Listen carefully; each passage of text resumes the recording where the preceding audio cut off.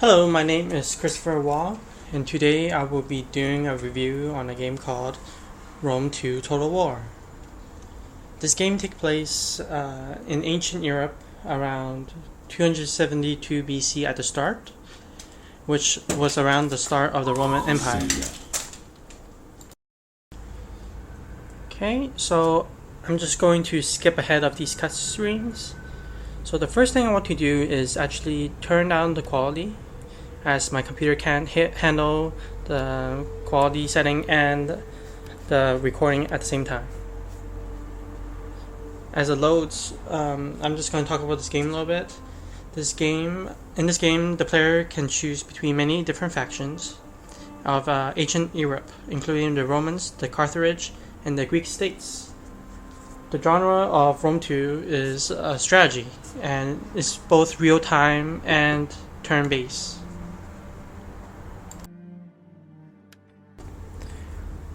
Okay, so I'm going to hit start for the game, and let's do a grand campaign. And here you can see there are many different factions to choose from, as well as many different settings you can change. Here you can see the Greek states, the Galactic tribes, but I'm going to stick with Rome. And you can see I'm going to leave the settings at easy. And you can see the starting year at 272 BC. As you can see, each country have their own unique abilities. And I'm going to talk about why I chose this game. Well, I'm a huge RTS fan, and I believe this game depicts modern strategy games really well. And I really like that it kind of feels like you can change the outcome of history through this game. So, in order to expand your empire, you can attack other factions, you can trade with them, and you can also negotiate with them to maybe join your cause. And I'm just going to skip the introduction here. This will allow you to consolidate it.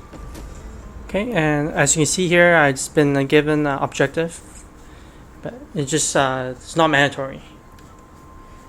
So over here, as I click the objective here, you can see that there are three ways you can win in this game. There's the military, economic, and the cultural victory. Each one having their own difficulties and challenges. So you can see that these are the neighboring factions around Rome, and red represent enemies, and white represent neutral, and if I had an ally, it would be blue.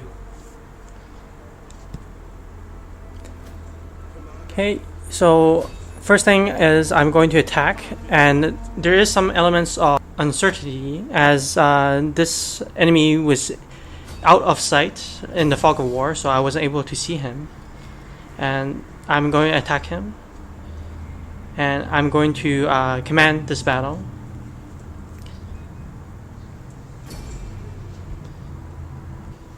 So the core mechanics of this game is, as a ruler, you command all the armies that are allegiance with your faction, as well as you are able to create more and expand and grow your faction.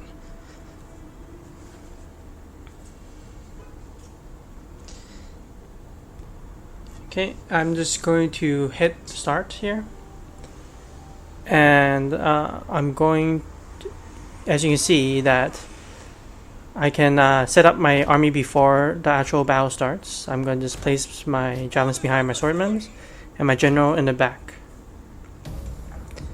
And as I hit start, I can see where the enemies are. I'm going to select all my swordmen to attack the enemy, and javelins to attack their javelins. And as you can see, I'm going to set my general in the back. Some things you can notice here is that in this game, during the battle, there's also what you can see is depending on your unit's field of view.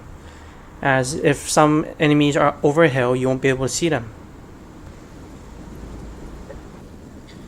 So I can zoom in and see that my men's are moving forward. And oh, some of these men's are not moving.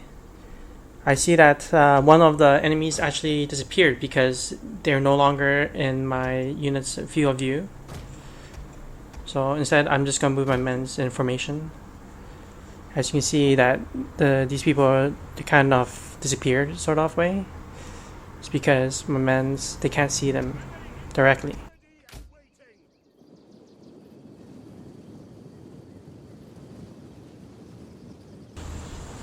So as my men are marching, you can see on the bottom left of the screen, you can see that each units have their own damage, health, and armor. And you can see that these guys are heavy melee infantries, and then these ones are very light missile infantries. Each type of infantry, they have they're good against some certain type of enemies. So here again, you can see that I'm not able to see where the enemy are, but I know roughly where they are.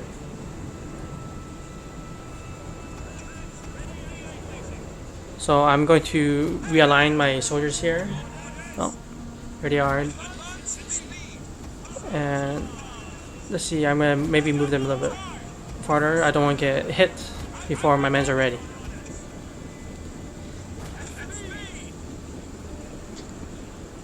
So this game can get pretty dynamic as the way you approach each battle is different from any other ones.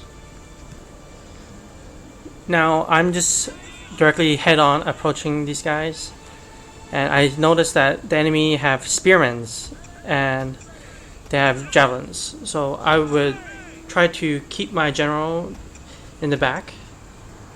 And horses are generally good against ranged enemies, so I will try to flank them later. Now I'm just setting in my soldiers to head-on attack their spearmen and infantry, while my javelins will try to take care of their javelins.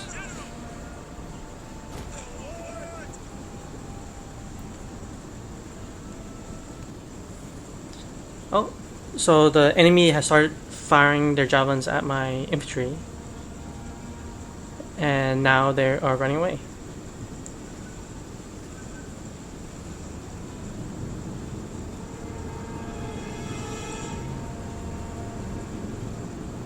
And as you can see, my men are charging at the enemies. And I noticed that my javelins are also engaging the enemy spearmen, so I just want to avoid them. So I'm going to have my horses flank around them, while my javelins will try to flank their infantry instead.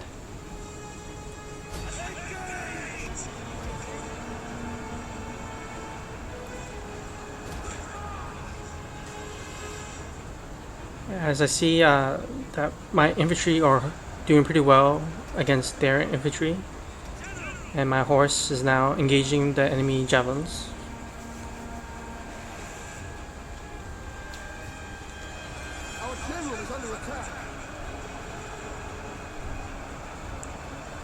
And now you can see that my javelins are trying to support my infantry. I'm going to try to flank them to maybe do more damage, as there's also friendly fire, so generally you do not want your men to attack your own men. As you can see, their enemy javelin, their flag has turned white. It means they're running away. And now you see that my javelins are going to try to engage the enemy infantry from the sides, which the enemies are not facing towards them, so it would do more damage.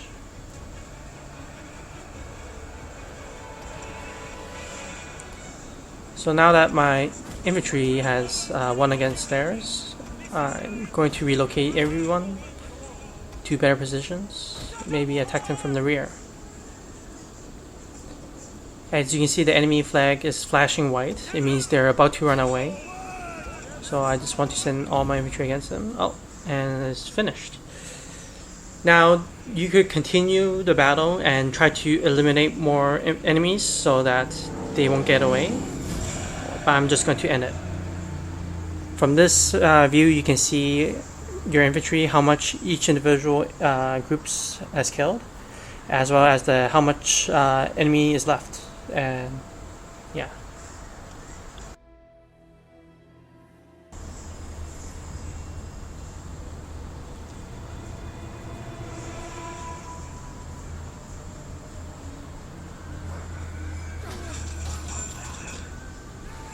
So from here you can see that I can either release the captives, enslave them, which cause them to be slaves and let me have more money, or kill them. So I'm just going to release them, and as you can see here, my general has leveled up.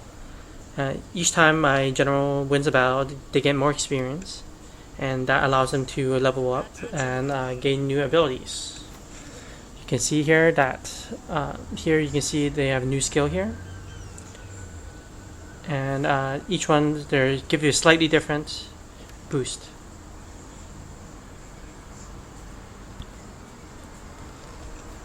So I haven't talked about the cities yet. Each city there's different buildings, and you can upgrade them, or you can even build more buildings.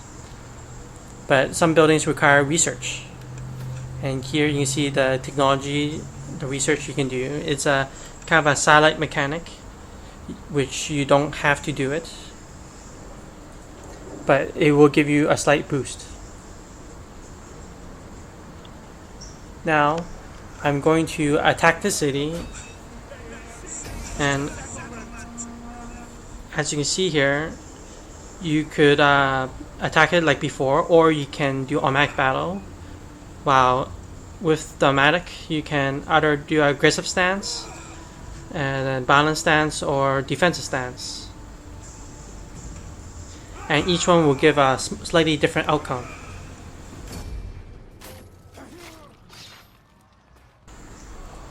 So whenever you attack a city, you will possess it, and as you take more and more cities, you expand your empire and work towards the goal. Now from here you can see that I can either occupy the city, loot the city, or raise it. But generally you want to occupy it because it's now under your control. And as you expand your empire, there will be some penalties, as in the negotiations with other factions will be reduced to sort of balance the game. From here you can see my relations with all other factions, and you can only trade with or talk to anyone with nearby your faction. As you can see, there's a sort of fog of war. From here you can see that my current relation with this country. So each nation's attitude towards your country is very dynamic, as their relation depends on how they see you. If you attack their allies, or maybe trade with them, then they will look towards you differently. From here you can see that they're neutral with this country is neutral with me, because they're different culture, as they are Greek while mine is Latin. They won't necessarily like me as much, so I'm going to attempt to trade with them. But as you can see, it's pretty low chances for them to accept, because they're neutral. As you can see, it failed. So next I want to talk about is the armies. As your army gets damaged during battle, they will replenish themselves over time. And you can also increase the size of your armies, but it will be cost amount, and as you create more and more army, the cost for upkeep increases and causes each turn to the amount of money you gain is decreased. This creates a negative feedback loop, where as you have too much money spent on your armies, your income will decrease until eventually you won't have any each turn.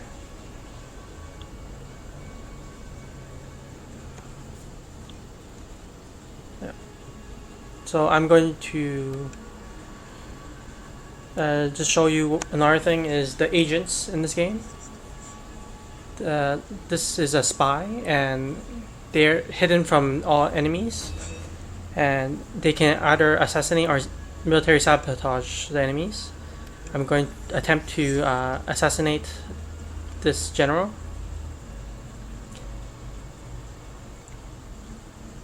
And the results were she failed, but she has another chance to try again. And unfortunately she failed again. Now, next thing I want to talk about is the buildings in the game. As you upgrade the buildings and research better technology, the buildings provide better stuff, such as more money or food. But sometimes the buildings also provide a negative effect to balance out, such as a penalty to the amount of food or the happiness of your population. Now I'm just going to move this general up farther north because they could need some help in the north. And I'm going to end the turn. So the map of this game is pretty much all of Europe. It extends from Britain all the way to Persia and consists of 57 provinces, with each province containing 2 to 5 regions. And as you play, there are many other factions that will either hinder or assist in your progress. Each of them have a different attitude towards you. And as you can see that there's also line of fog of war in the map. You aren't able to see what's beyond your borders unless you have an army there. So I hope you liked my review, and see you next time. Thanks for watching.